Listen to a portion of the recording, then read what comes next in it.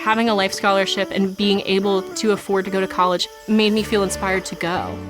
When I got a life scholarship, it was such a relief. I knew that I wanted to have an impact. Having a life scholarship through the SC Education Lottery was huge. It gave me the opportunity to make that impact right here at home.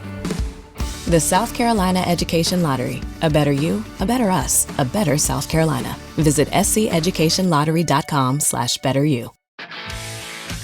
If you're a lineman in charge of keeping the lights on, Grainger understands that you go to great lengths, and sometimes heights, to ensure the power is always flowing. Which is why you can count on Grainger for professional-grade products and next-day delivery, so you have everything you need to get the job done. Call 1-800-GRAINGER, click Grainger.com, or just stop by. Grainger, for the ones who get it done. For some reason, Callum and I were talking about the early days of the internet and all the terrible things that you used to see on there. And I went on a deep dive on this not that long ago because I was trying to find the logo for a website called LiveLeak, which used to be classic. Just used to be lots of CCTV videos of people in other countries being pulled into a lathe or something like that. And the joke was that if you looked up and the LiveLeak logo was above your head, you knew you were about to have a bad time. And this came to a head when my friend in the States, who I won't name, but people who've listened to my other shows will know who I'm talking about, he had an ongoing battle with the Amazon delivery drivers on his little rural road because they kept knocking over his mailbox. So what he did was put an I-beam concreted in 6 feet into the ground, this really thick I-beam, sort of thing that'd be nicked from a big construction project, and then wrapped it in wood to make it look really fragile, and then put his mailbox on top of that. And then he set up a CCTV camera overlooking the mailbox, so the next time the Amazon truck hit it, he'd just get really good footage of an Amazon truck writing itself off, basically, as it hit this immovable object. But we decided the next thing up for it was to just get a little acetate sheet and put it in front of the webcam with the LiveLeak logo already embedded onto the acetate sheet. So it just already had it recorded there for the darker corners of the internet. Marvellous. Beautiful. And did it happen? Did the Amazon driver drive into this booby trap? You know when on Spitfires and old warbirds and things, when they killed a Messerschmitt, they'd put a chalk mark on the side.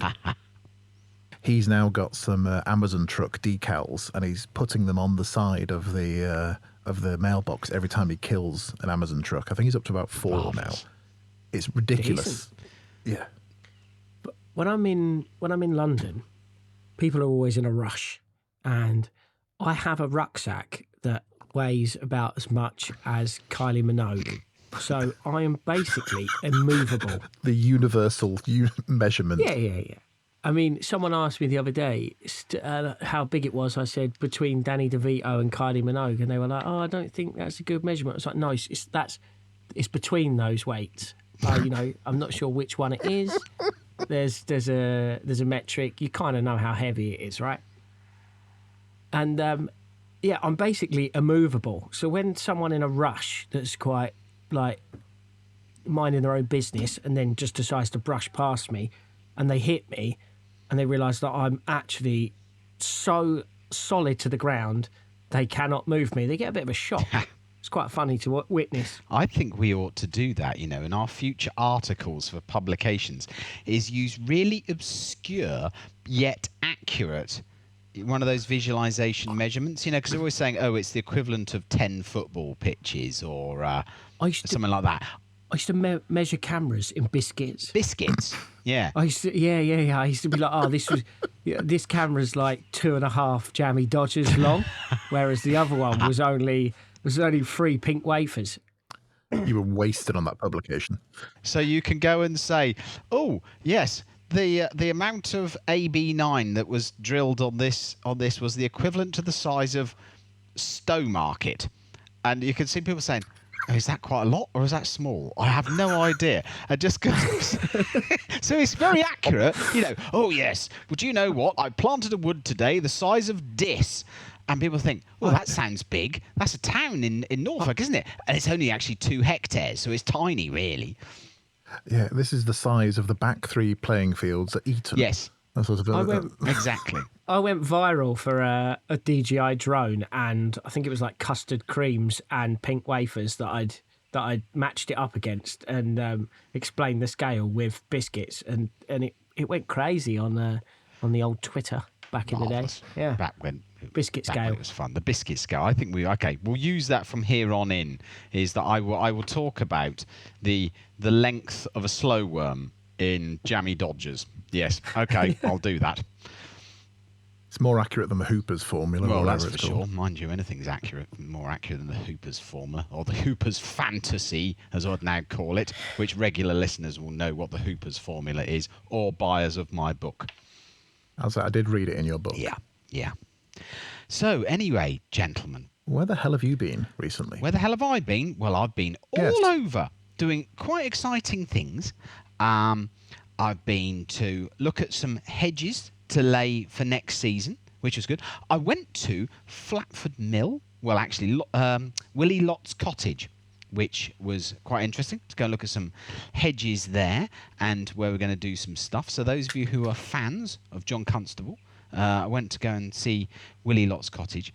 And then I didn't really go anywhere. I actually sat here with less internet connectivity problems than we seem to have whenever we record the podcast. And I sat on this brilliant thing, which we'll have to put the link to in the show notes, for field work. And field work is basically a book group. Book groups became really popular, didn't they, in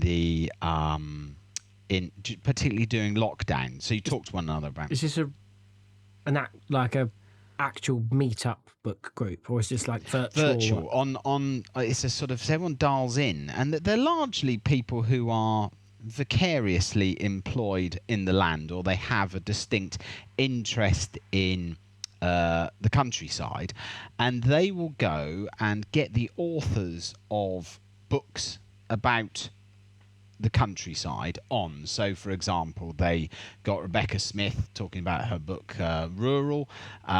They got Roger Morgan Grenfell talking about the return of the grey partridge, and they invited me on to talk about Words from the Hedge.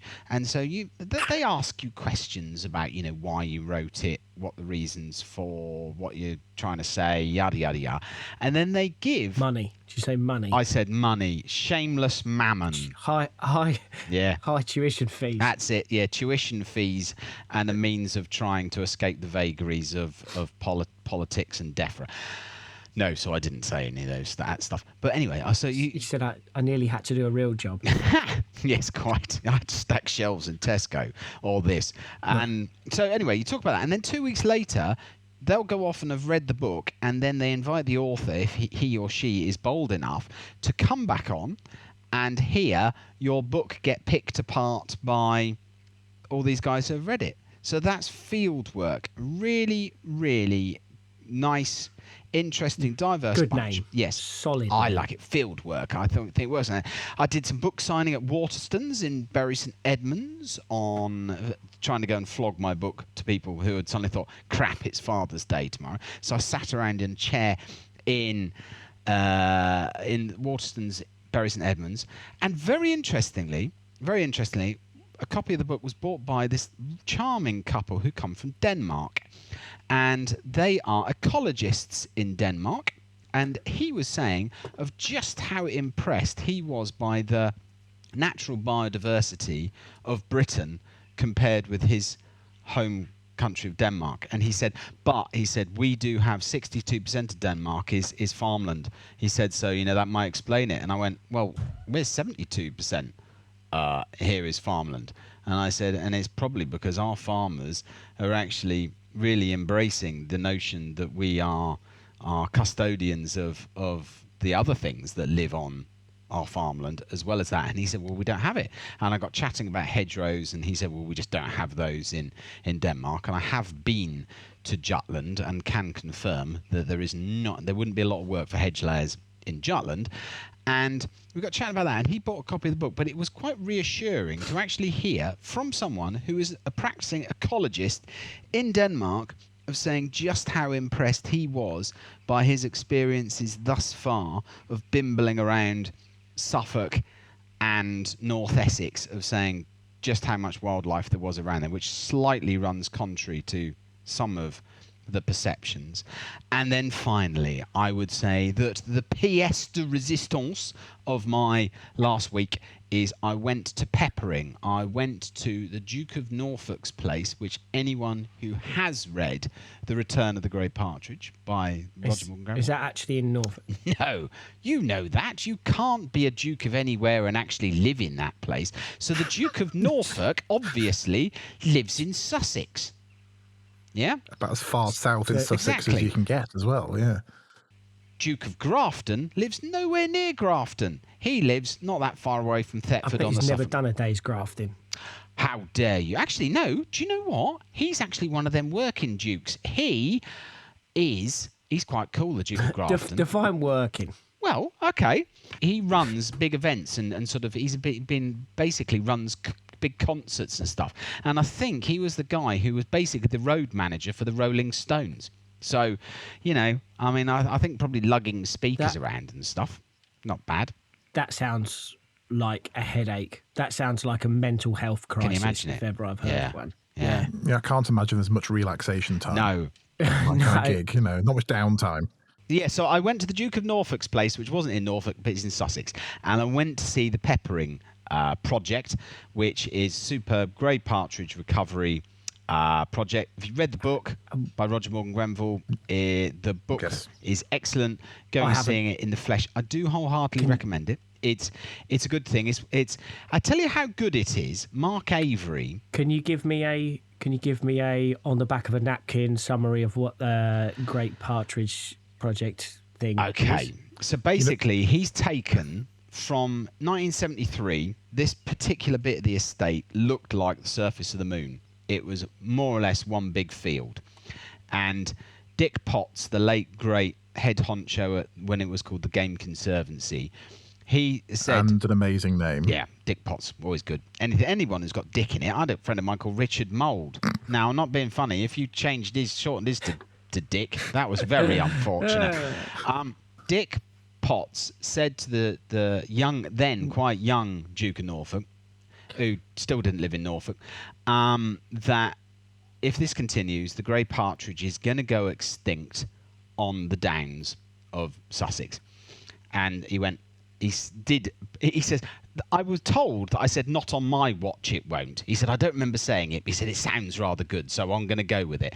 And so he set about changing this landscape from this moonscape of really intense arable, and he replanted hedgerows, and he wanted to make a quintessential landscape almost of sort of our mind's eye of what the English countryside, the downland landscape should look like, bisected by hedgerows and absolutely stuffed with grey partridges. And how he achieved that was the hedgerows, margins, wildflowers, increased the insects. I met this fantastic entomologist who works there out with his sweep net, and that they do huge amounts of baseline surveying and then seeing where they went. And they went from, when they first started the projects in 2003, they had 11 partridges across, I can't remember how, I think it was 3,500 acres. They had 11.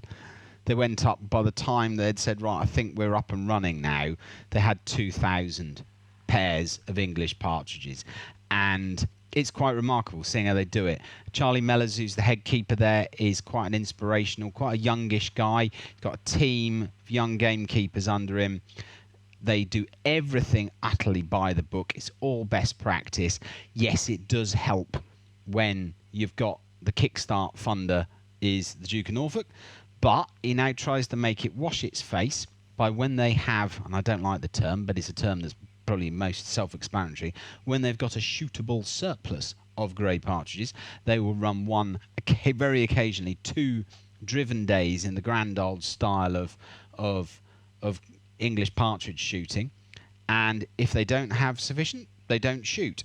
But when they do have one of those days, they're so rare and so scarce, such days, that people are prepared to pay top dollar for them. And so therefore that almost makes the place wash its face.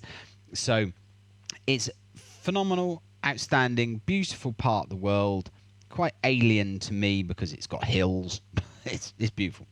Isn't that really quite sad that they need people to stump up some cash to shoot a few in order to make it pay for itself? Just as a on its own, in isolation thing. That is kind of tragic.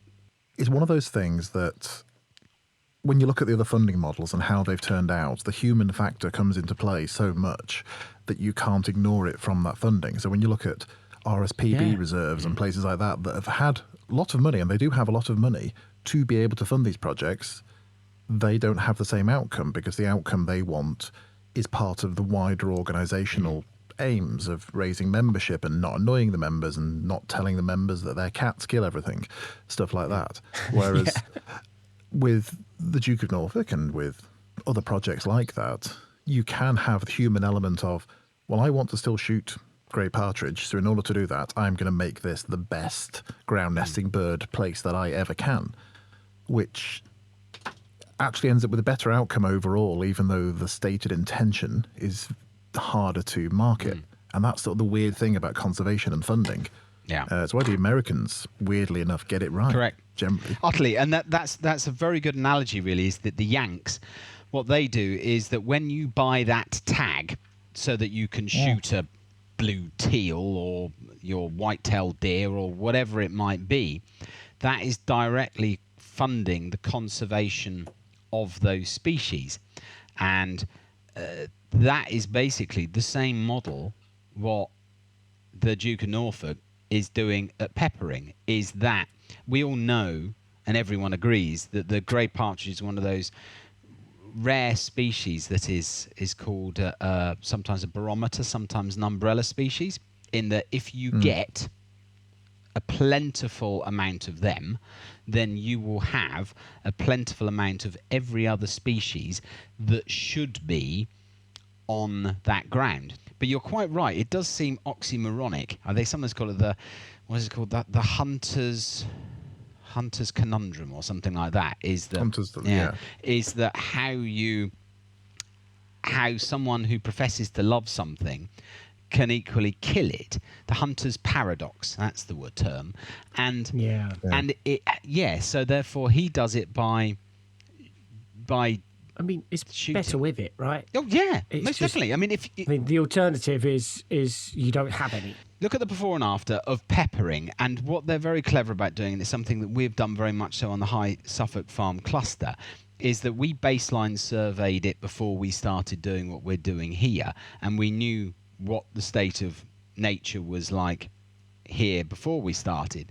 And now that we're starting, we to put in the cluster-wide conservation efforts, we are seeing an upturn. He's got the same, and he's got all this data of the amount of insects that he's got. He's seeing and the diversity of species, the diversity of wildflowers, the diversity of other bird species, the diversity of mammals. In actual fact, what he's seeing is, as they put these in, is that the variety of raptor species are up through the roof. And when Mark Avery went to go and see peppering, he and the old Duke of Norfolk, Eddie Norfolk, to his mates, he went, yeah, this is it. This is exactly how it should be done. So the person who is the most critical individual of driven grouse shooting, that you could argue that basically managing red grouse in the uplands is exactly the self-same theory as managing grey partridges in the south. He went, yeah, I'm absolutely up for that. And finally, before I sort of, make a mess here, it was their forward starting curlew there as well.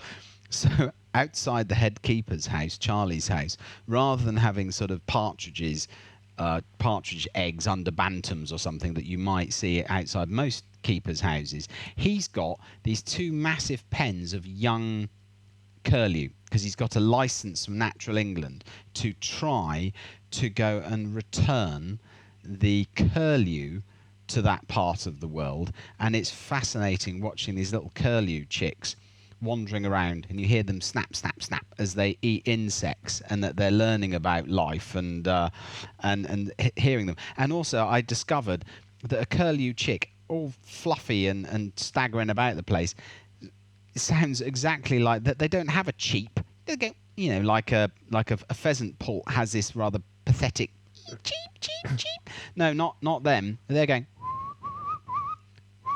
Really? Yep. Well, that's a good impression as well. Thank you. Yes. Well, I've bear in mind, he snuck a curlew into the conservatory.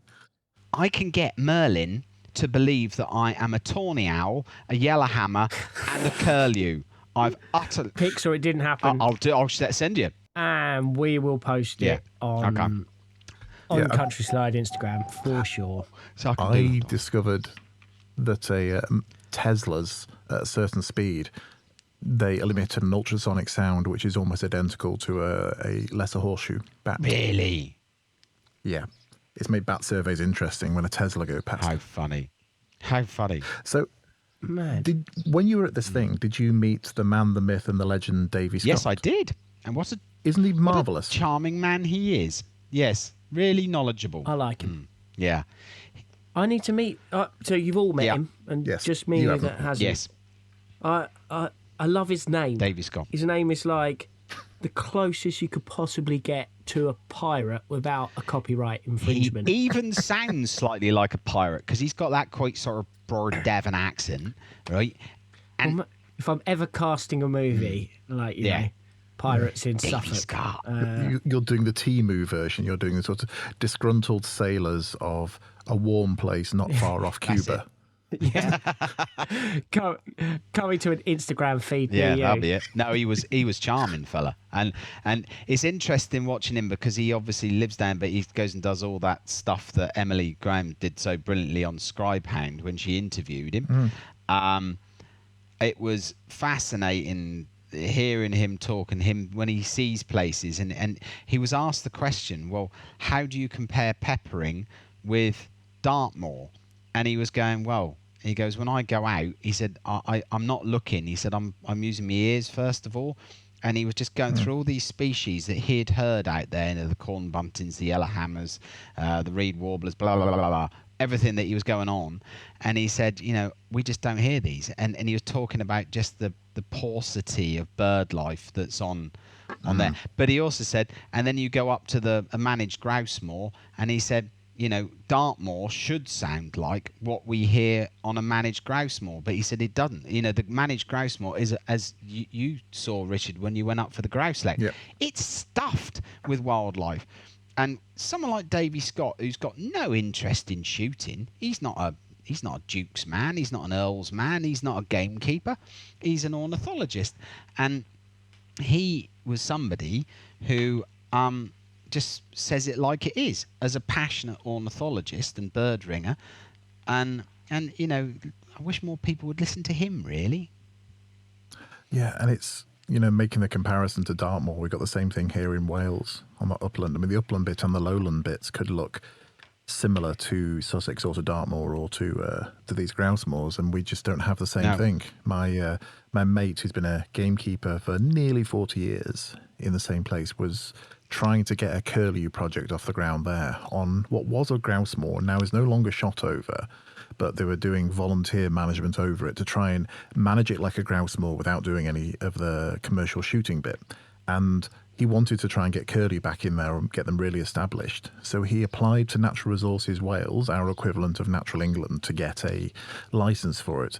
And they wrote back saying no, because as a gamekeeper of nearly 40 years, he does not show sufficient experience in raising birds and releasing them into the wild. For goodness sake. And this of all the professions you could level that at, I think gamekeeping is probably the worst.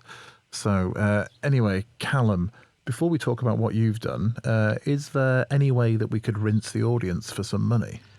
Yeah, we're all skint, so we'd really love if you join Patreon. Richard can buy a new laptop. That's Richard Negus. Well, I could buy one as well. Richard Prideaux could buy, like, I don't know, at the moment he's eating mushrooms in the woods, so like he could buy, I don't know, like a frying pan. You could be an indoor. You could buy an indoor carsy. We could, Steady he on. could have indoor plumbing, everything. You know how expensive plumbers are, and I could feed my family. Yeah. That old chestnut. Hang on, you feed your family on trout at the moment. To be fair, that was a good day. You can sign up to Patreon, and Patreon people, patrons. There you go. Ha. See, because we're really professional as well. Yes. So you will get an extra special little nuggets of joy. And last week you got a lot of good content, which didn't go out on the main podcast. So you can have all the conservation stuff here, and then some of the more spicy topics get sent to the patron only. And you also get a special little WhatsApp group that's becoming quite a nice little family unit. I love it. Yeah. I like dropping in my stuff. I would actually join this just for the WhatsApp thing alone. I mean, what have we had recently? We've had tips for Royal Ascot. You got my forager's cocktail list that I worked tirelessly with my assistant, which might come to fruition at some point soon. I'm definitely going to make a couple off that list. There's people sharing articles and things that they found and little bits from their daily life. It's really rather good. What's the link again? What? To the... CountrySlide.co.uk/support. Yes. But it's on the website. Go to CountrySlide.co.uk. It's quite prominent on everything there that there's an opportunity for you to give us money. It's not a huge amount of money per person, but it does, pay for some of the bills. And it's very nice to see when we get new subscribers coming in, because that means that somebody likes the show enough to show that little bit of money coming in, and just make that extra commitment, or they want to hear what we say on the after show bit to find out whether we've managed to get ourselves out of a work contract or something. It is pretty juicy in there. Well, somebody did say that if you liked the earlier versions of the show while we were still finding the format, and there was some of the mad stuff that we used to do, and we still do sometimes, a lot of that's in the after show now. Yeah. Because it's not searchable on iTunes and Apple and Spotify with their AI-driven sort of... The way it works is that now everything we say on here gets transcribed by the AI, and that becomes keywords. And if we mention certain keywords, we go down in the rankings. So we have to be careful about what we say here, but not on Patreon. I wonder what AI made of Dwyle flonking. Probably thought we were having some kind of seizure. Yeah, it's a connection issue. Yeah. Any road. Callum, what have you been up to? Again, it's been a crazy one. This week. I took the kids out for an afternoon, and we managed to cram... Your kids? My kids. Okay. But there was also some kids at the farm we went to, which was great because they all got to play together, got to integrate and meet new people. So that was really good. And also this lady, Kitty, she was great. So she was entertaining because I took River as well, who's like 18 months old. So she was kind of not watching her as such, but it does help when you've got someone that's engaging with a 18-month-old, so you can actually pay some attention to the other one. Pretty hard to parent two children at once in any capacity, like properly, outside of like 20% each. So it's quite nice to be able to focus. So yeah, I managed to cram like an entire weekend of activities after school between like 4 and 9 o'clock. So Xavier went to see Birds of Prey. This is William Aldis Farm that I spoke about last week. Yeah. We went back there because there's a little farm pond there, and we were just going to go fishing for a bit. But we got massively sidetracked because we started where he went up to see birds of prey, and he's got all these falcons and all sorts of things. Then he said, "Oh, do you like cars?" So, yeah, I don't mind cars. And I sent Prido this video as well. We go to this garage. So he's got a guy that restores classic cars and sells classic cars, and he's absolutely insane. I mean, I don't know a lot about cars, but you've got old Porsches in there that are phenomenal. Prido, what was the one you spotted that you thought was just Well, there's a nice? Le Mans GT40 there. Really? That, Really? Blimey.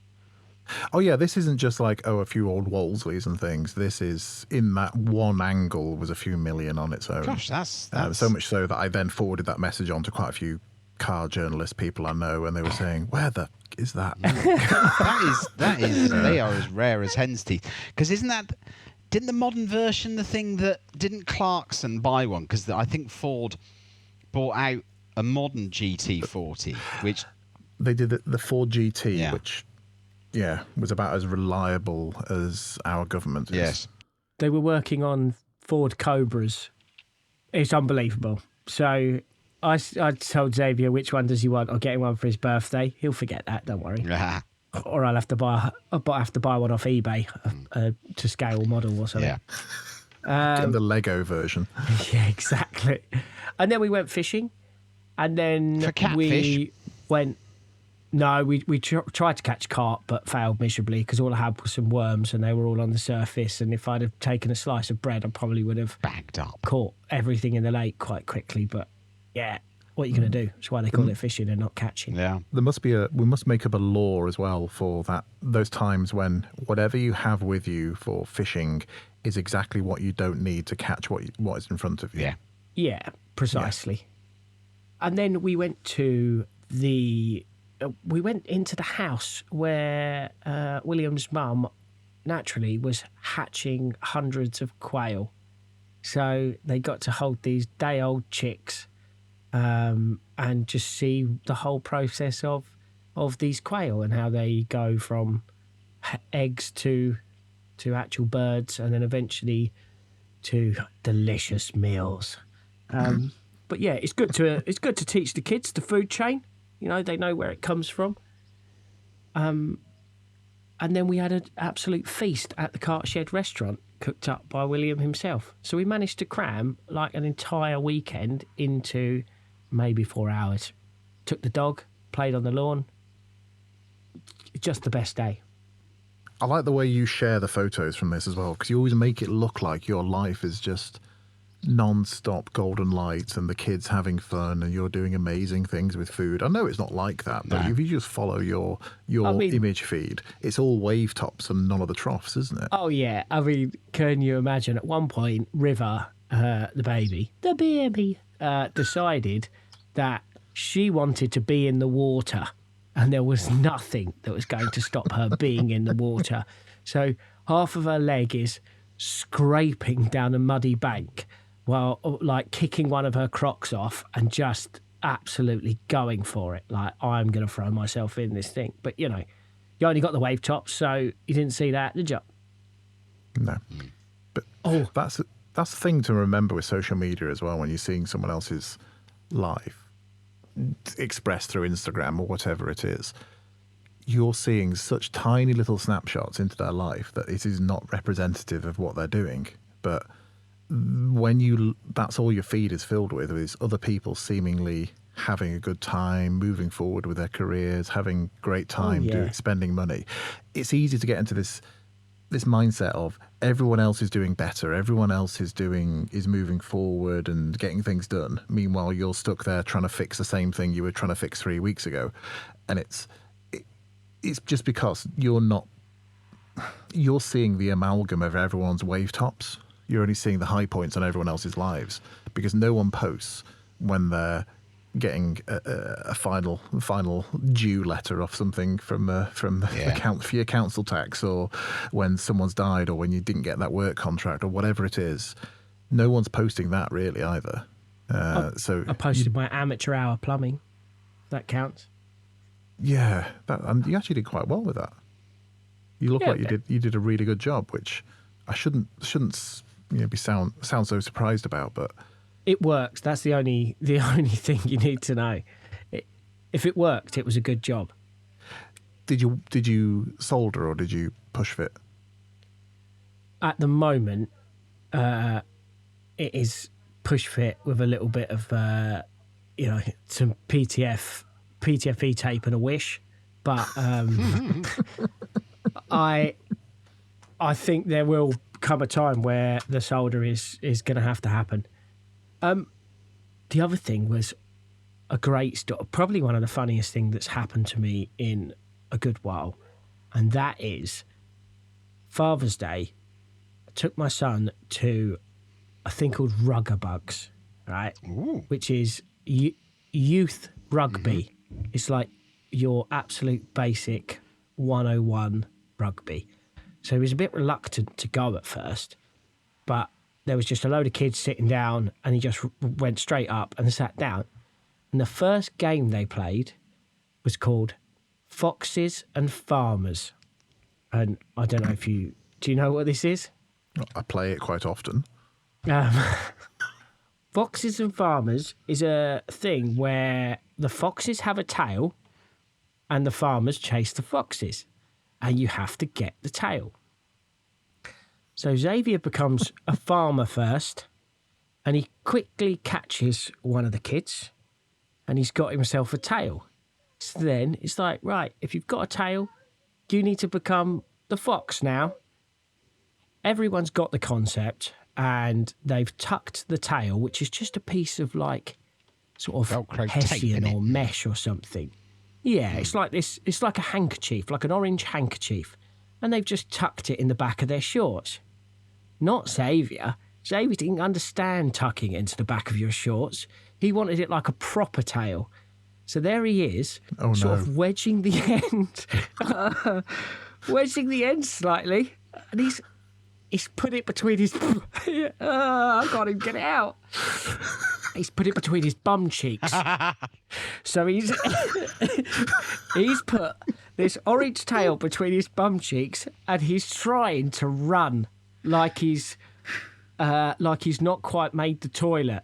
And he's desperate not to get caught by a farmer.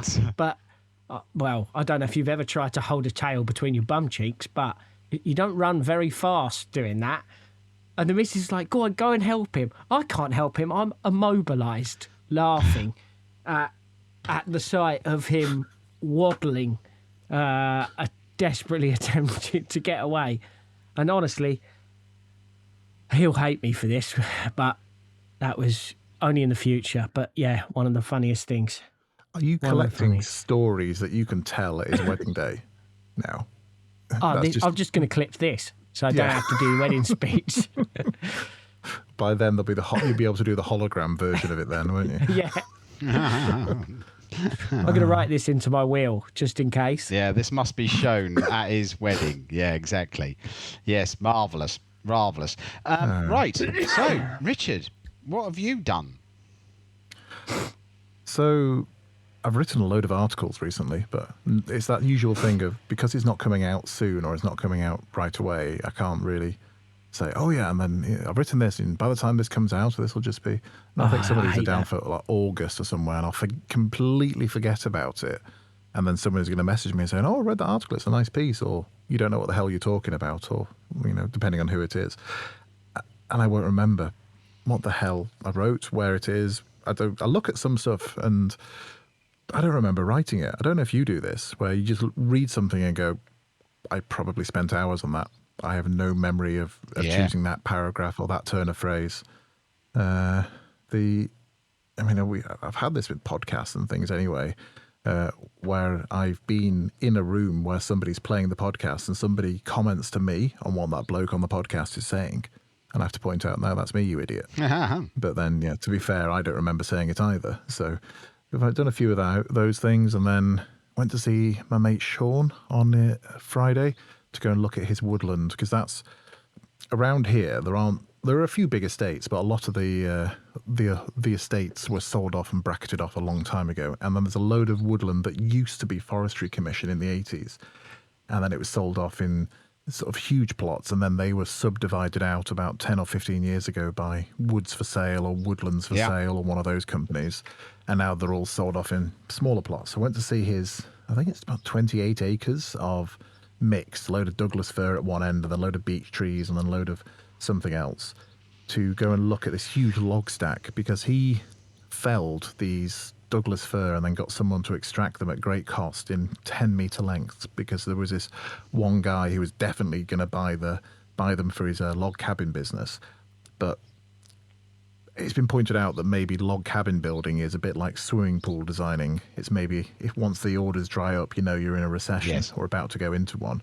So the log cabin guy doesn't want them now. So now it's we've got to mill them for him. So they've got to be cut back down into 5-meter lengths and then work out how to mill 400 meters of Douglas fir. Whoa! How many biscuits is that? It's a lot of biscuits. It's okay. So most of the diameters of the trunks are at least 3 digestive packets in diameter, in length. Wow. So that's quite a size. So got to work out how to do that. But he also sells capstan winches. So if you've never seen a forestry capstan winch, it's, well, as the name suggests, it's a winch that's got a spool on it and you wrap a rope around it. But it means that unlike a normal winch where you have to pull out the cable 15 meters or 30 meters, and that's as much as you can pull at one time before you reset, with a capstan winch, you can have a kilometre of rope out there and you can just pull it in one long line. The limit is how much rope you can get through.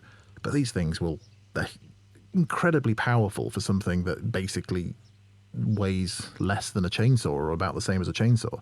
So you just walk into the forest with it, strap it to a tree, and then you can pull huge trees out. They are amazing. And I've got a few friends who use them for deer as well. So they use them for deer extraction jobs on in Forestry Commission stuff in Scotland. So we're going to work out a deal which might involve acquiring a capstan winch from him as well, because I've always wanted one, but I'm too poor to afford one. So we'll work something out. And then how much does something like that cost? A couple of grand. I mean, it's one of those things. I could afford it, but I can't justify it. You know? Yeah. I could do that, then I can't pay the council tax. I get the same thing with half of the camera. You asked me about drone stuff the other day. It's just one of them things. I could afford one tomorrow, but I'd use it for one job that would pay for itself, and by the time I bothered thinking about it again, it would be an out-of-date drone.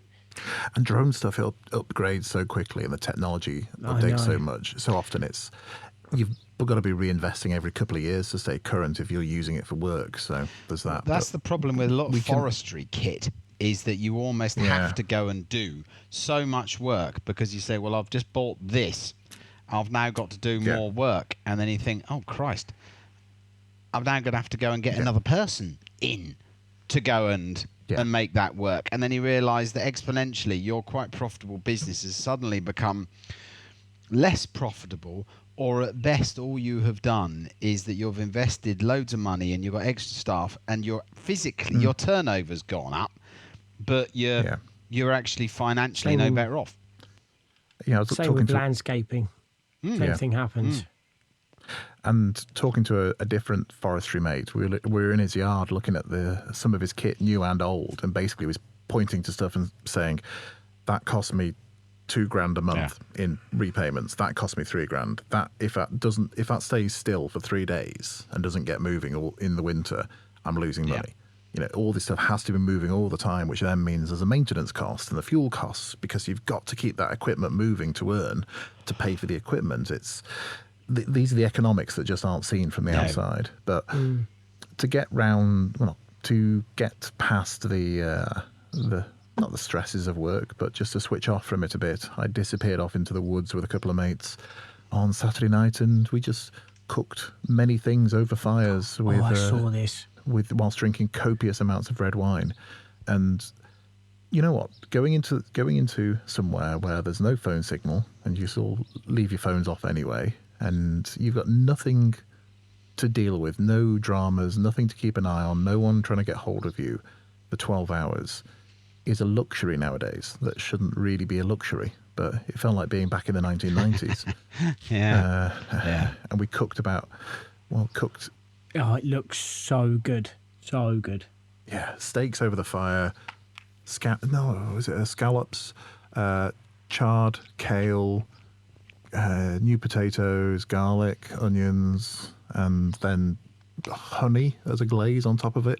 And most of those things either came from within 3 or 4 miles of where we were, or at least within North Wales, because we're more than 4 miles away from the coast, but they came from the Menai Seafood Company. So it was really good, simple food. And I'm sure that the better the wine, the better the food, the less likely you are to have a hangover afterwards. Yes. It's just, it's only because of my contacts and because of who those people were, and people were bringing stuff from their businesses, that we could afford to do it. Because otherwise, at full market value, that meal cost more than I paid for my first car. It's food. Really good food is incredibly expensive in the grand scheme of things, and you have to work hard to be able to access it cheaply, which normally means connections or growing it yourself, which I can't grow scallops myself. So I cooked a steak the other day when we went fishing. It was just one lump of steak was 46 quid. Yeah. The missus is listening to this, and she's probably just thinking, Ouch. right, I'm going to buy new nails, new something. I've just justified some kind of purchase, I don't know, from like Shein or something, just by telling her how much I've spent on a steak. Might have to cut that bit. So I'm involved in a project at the moment. How much can I say? Okay. I'm involved in a project at the moment that's all to do with healthy food education and sort of making better food choices and food waste reduction and those kind of things. Weirdly enough, when you're talking to other people from other organizations within this, they keep saying, well, education is the key, and we need to educate people about better food choices and better options for food. And these are all people who shop entirely at Waitrose and never have to really think about the bill on that food. They go to Waitrose because that's where you go to get food. They're never standing there looking at the little thing above the till, What watching the goes in numbers an creep air up. fryer and see what goes in. Yeah. Yeah, I've got £11.80 to get me through till next Friday. If this food bill goes to £11.90 and I've miscalculated, I've got to ask for them to take something off the bill. If you've never been in that situation, you're not entirely in possession of the experience to talk to people about making good food choices, because all the good food's expensive and all the cheap food is going to kill you. Not agree more. Yeah, and that's... Nobody's sitting in farm food seeing that their bags of air fryer chicken are 3 for a tenner and thinking, well, which one's better for the environment? Which one's got a higher welfare? I mean, it's ridiculous. I live in a place where people are often quite poor, so it's Yeah, I hate this way that food choices have become sort of an allegory for ethics and for intellect and for income. We have this obesity problem in the country, and we have all these people making poor food choices and availability of poor food. And it's like, yeah, because the system has been broken for 70 years.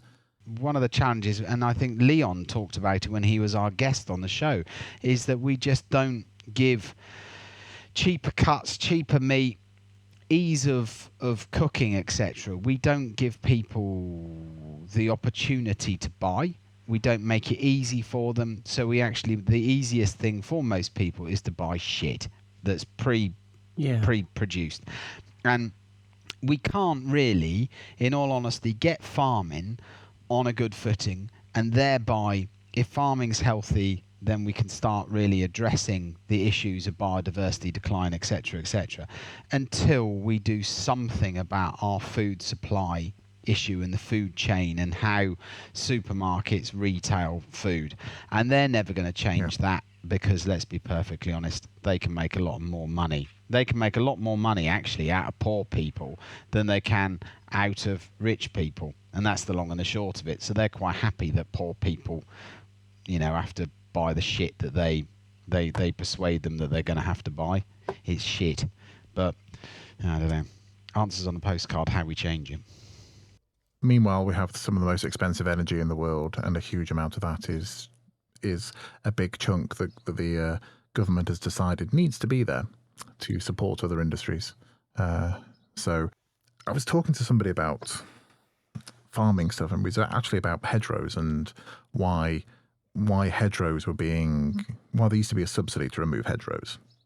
And I was trying to explain the thing about food, and it was the post-war movement to maximise production, which when you speak to older farmers and you speak to older landowners, they're still on this mindset of, well, we have to feed the world, we have to feed Europe, we have to feed, there's so much starvation in the world, we have to produce as much food as we can here. And that mindset is incredibly damaging when you look at it at a broader scale, because yes, we have to produce food, but we have to use this land for other things as well. And they were amazed at the information that was trying to get across to them, that there was the state that we have with British agriculture is literally because the government told everyone, this is what you have to do. This wasn't farmers all got together in 1946 and went, right, lads, how can we entirely screw up the countryside? This was the government saying, no, you have to do this, otherwise you are a terrible person that's not feeding the world. And that message got ramped up and up and up through decades. This is all. And now, which is probably where we can come on to for the last little section. On the subject of government. Yeah, the state we're at now where the government DEFRA and the government do not acknowledge that farming is doing what it's doing or has been doing what it's doing because their predecessors told them to. Because when you're in government, you can never reference any other administration or any other iteration of government that came before the one that's currently in power and say, well, we're all part of the same machine. You have to say, no, they're all evil gits, and we're doing something amazing and wonderful now.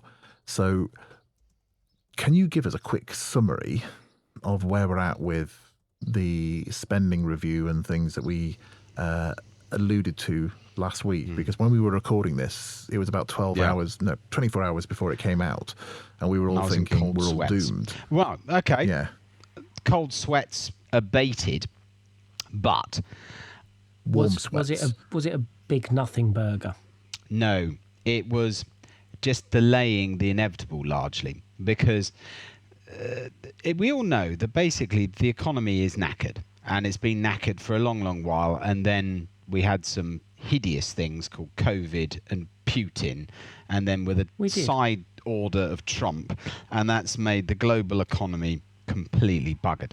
So you've got an amuse-bouche crisis in the Middle East as well. Yeah, that little thing. So although that's nice. To be honest, that probably hasn't really affected our economy as much as it might. We've been able to, with fuel, that we've been able to actually sort of ride that. Largely, the problems, I would personally say, is the somewhat over obsession with carbon is certainly affecting that. And as Richard's already alluded to, our energy costs in this country are ridiculous.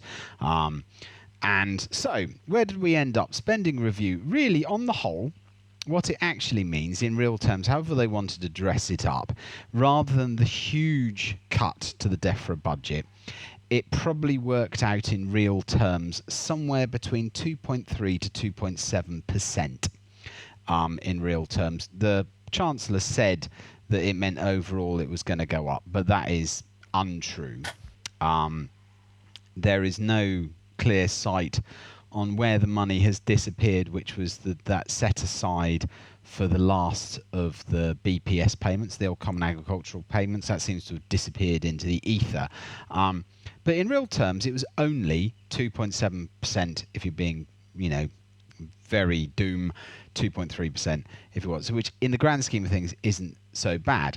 However, the devil will be in the detail, because we know that these cuts are coming, and there was some rather airy-fairy wording. I read it all relating to the DEFRA budget, and what used to be called the farming budget is no longer called the farming budget. It's now put into something which is much more inclusive of, it could be that lots of this stuff is actually going to get swallowed up by Ed Miliband with his various sustainability in very large inverted commas. We've lost things we know, like the UCO, the English Woodland Creation offer, has gone, yet they alluded to the fact that they were going to go and carry on with this tree planting fantasy that they've got. So there was lots of stuff there, and we don't really know how much of it will actually go into agriculture itself. So as it stands at the moment, I think we're waiting till now, about October, November, where they will announce how the DEFRA budget itself will be cut up within the constraints of the spending review. And the smart money is on the fact that it's going to be pretty unlikely that farming and nature recovery will be the focus of where that money that's left in the pot will go. That is not just my dislike of a Labour government. That is most commentators are thinking, well, we can't see how they're going to go and fit this into their planned vision for how the country is going to be run, is that farming will basically is going to get repeatedly hit. And like I repeatedly say, is that if farming is not in the black, it can't be green. So therefore, I don't think we're actually looking at anything particularly good. But all I can say on the positive side of it is it isn't as bad as most commentators would have you believe. And the most unbelievable things are happening as a result of that. So you've now actually got the National Farmers Union saying exactly the same things on the same messages as Becky Spate from the RSPB, the bloke who is perpetually in a suit from the Wildlife Trust, and all those sorts of people are doing joint messages saying this is really bad, we're really worried, we're trying to persuade you to go and think about nature. Who would have thought? So, I mean, if you like, yes, well done, Labour government. You've managed to actually bring together the warring factions of the NFU and the RSPB together, so that's quite good. What the Labour Party has succeeded in doing, if you like, is coordinating the left and the right in saying, we really don't think you're running the running DEFRA very well at all. And so that's my overview, is it's not as bad as it could be, but the devil's in the detail, and we sit here now, we're just going to wait until the middle of the hedge laying season to find out that hedge laying is going to stop or something. Yeah, there's someone mentioned something to me yesterday. I would say someone, because I never think, do I want to mention their name on our incredibly silly podcast? Steve. Yeah, Steve. Steve said, or she said, that when you look at the details on this, it all says farms. All the headlines say farms, but in application, it might be land management. Yeah. And that's the detail that's crucial detail. I mean, 77, 78% of Britain is farmland, but it's not all used for all that percentage isn't used for farming. A lot of it's in the hands of NGOs and organisations and larger, like the Church of England owns huge swathes of forestry and upland and things like that. There's all these weird portfolios of land that people have. When it comes down to applications for some of these things, if it's to do with nature restoration and not to do with farming, how much of the newer subsidy could go over to things that aren't anything to do with food production? So it's not nature restoration over here, and then a headland, and then a good farm, and you've got your beetle bank, and you've got your wildflower strip either side. But there's food happening either side of those. At what point does this money go over to people who are just doing nature and not doing anything to do with farming? Because it's all land. That is the thing that can be, even if it's not there now, it can be modified so that large landowning organisations, if they're not being paid for stocking and they're not being paid for heads of animals per acre and things like that, or the amount of acreage given over to this particular coding for crops that you can count by satellite, if instead it's going over to, we're going to do this nature restoration scheme here, that's where it could skew over to screwing over farmers again. Basically, even if that's not the intention, that might become the outcome, because you can say, well, we allocated all of the money to these things, but only 60% went to people producing food. You know, a lot of it went over to places that used to produce food, and then they sold it to an NGO or to a fund somewhere, and now that organisation is doing nature restoration. Now, whether that's not necessarily a bad thing, because overall I care about conservation, but we do need food. We do need food security. I want people to be employed in the countryside, and I want people to be able to buy a house in the village they grew up in. You know, that's the equivalent of the grey partridge for conservation in an area is, can you live in the village you grew up in? Because I can't afford to live in the village I grew up in. So, I like your manifesto. Where do I sign? I'm not allowed to say. Because I've nicked it off you. Do you know, this is one of the things I discovered when I was speaking with Paul Lamb. I think I alluded to it last week. The chap who wrote Of Thorn and Briar, the other hedge book, as we know it, is that he said, you know, the reason why he goes around in a horse box for such a long while wasn't an affectation. It was because he could not afford to buy a house in and around in the rural area where he lives and works, laying hedges. He couldn't afford to live there, so therefore his only option was to basically do the sort of wheeled version of a narrowboat and live life on the road like that. So he kitted his and that is actually, there's a deeper story in there, is that when a man who is employed on the land can't even afford to buy a cottage in a village anymore because they are bought up by others, that is a major issue. And I go back to that thing of that future countryside research, is that young people say they don't want to live in the countryside, and that's a huge worry because they want to live in the towns. Because where are the next generation of hedge layers, dry stone wallers, people who are going to work on the land in some shape or form, farming or forestry? They can't afford to live out there. So therefore, any aspirations that any future government might have, you know, let's say we're going to get rid of Labour in 3.5 years, that's probably a given. But whoever comes back in, even if they reverse, say they were to reverse all these policies which they brought in, and we're going to say, right, we're going to fund farming properly, and we're going to go and properly fund nature recovery, well, where are all the young people going to live who are going to actually make these aspirations happen? You can't do it, because every old house like mine, my house was built as a woodsman's house. Well, I should think probably if you were to buy this now, that would be the best part of £500,000. And somebody doesn't find £500,000 down the back of the sofa. So, but you can afford to do it if you've sold your 2 up, 2 down in London, and you think, oh, I want to move out to the countryside and live in a beautiful old Suffolk longhouse. Well, they can do that, and so there is major challenges, and I don't think anyone's prepared.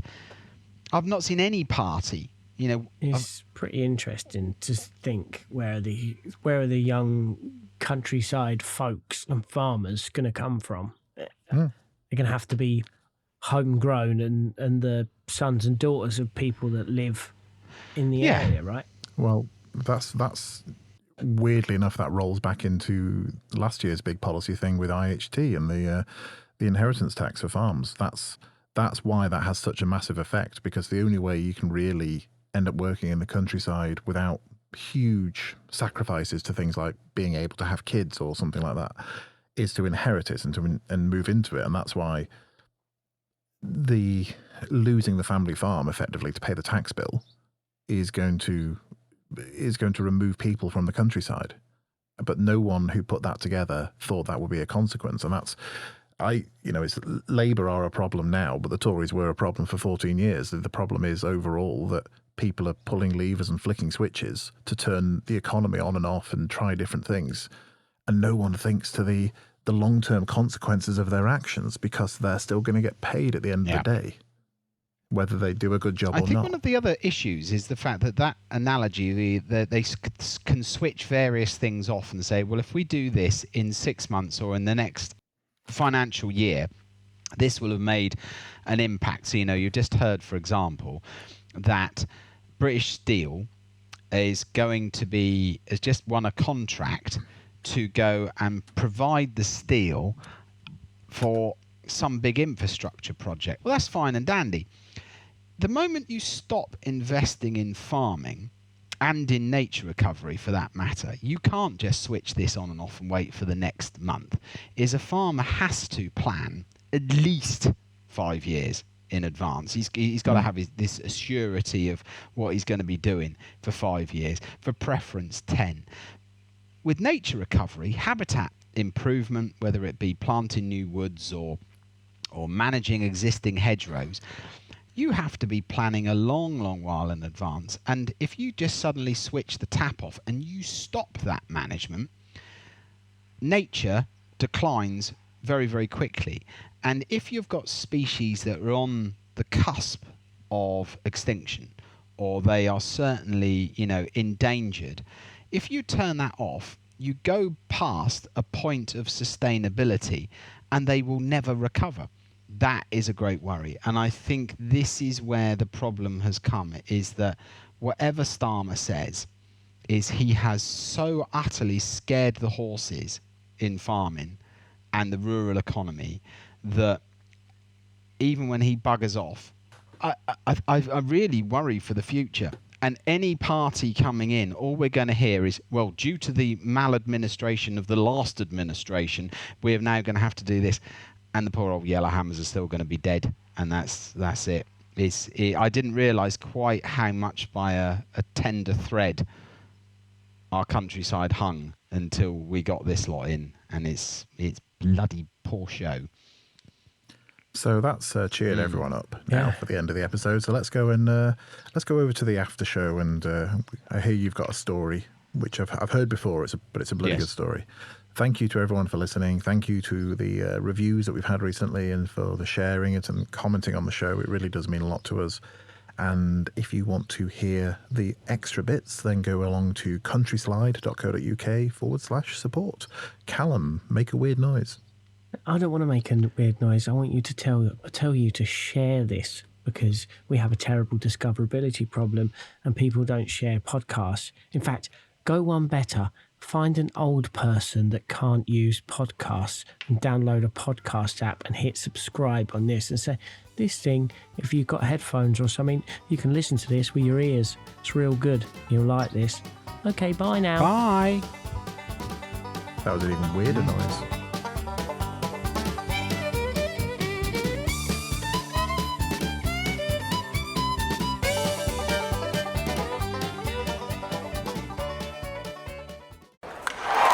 Breaking news from the stadium tonight as an anonymous fan foot the bill for 55,000 hot dogs, bringing that sweet tubed meat to everyone in attendance. Free dogs! Yeah! 55,000 hot dogs? What does that even cost? While the identity of this Frankfurter philanthropist remains anonymous, their all-beefy generosity will go down in history. The new Mega Millions. More to win means more to give. How you spend it is up to you. Yeah! For game odds and details, visit sceducationlottery.com. Hello, it is Ryan, and we could all use an extra bright spot in our day, couldn't we? Just to make up for things like sitting in traffic, doing the dishes, counting your steps, all the mundane stuff. That is why I'm such a big fan of Chumba Casino. Chumba Casino has all your favorite social casino-style games that you can play for free anytime, anywhere with daily bonuses. So sign up now at ChumbaCasino.com. That's ChumbaCasino.com.